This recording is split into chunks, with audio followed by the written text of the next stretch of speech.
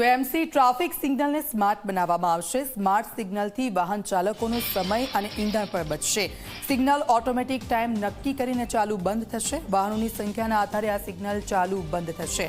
હાલ smart city પ્રોજેક્ટમાં આ પ્રોજેક્ટ વિચારણા હેઠળ છે। આગામી દિવસોમાં ટેન્ડર પ્રક્રિયા કરી બાદમાં પ્રોજેક્ટ લાગુ કરાશે। પ્રોજેક્ટ લાગુ થતાં વાહન ચાલકોને મોટી રાહત મળશે।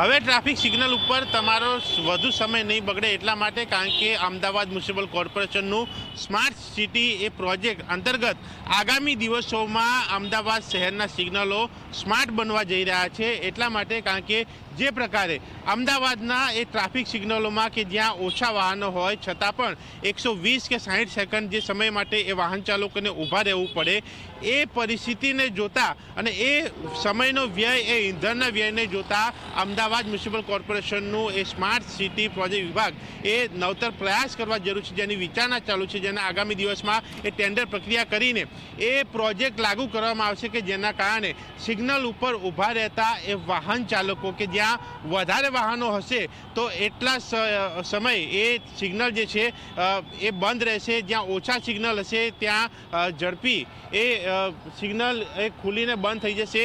એ પ્રકારનું આખું સિસ્ટમ જે છે એ ડેવલપમેન્ટ થઈ રહ્યું છે। એટલે કે વધારે વાહનો હોય ત્યાં સિગ્નલ એ વધારે સમય ખુલ્લું રહેશે અને એ ટ્રાફિકને હળવો કરશે। જ્યાં ઓછા વાહનો હોય ત્યાં ઓછા સેકન્ડ માટે એ સિગ્નલ બંધ રહેશે। એ પ્રકારનું આયોજન કે જેનું આખું પ્લાનિંગ જે છે એ ચાલી રહ્યું છે અને ટેન્ડર પ્રક્રિયા બાદ અમદાવાદના અલગ અલગ સિગ્નલો ઉપર એ પ્રક્રિયા થશે।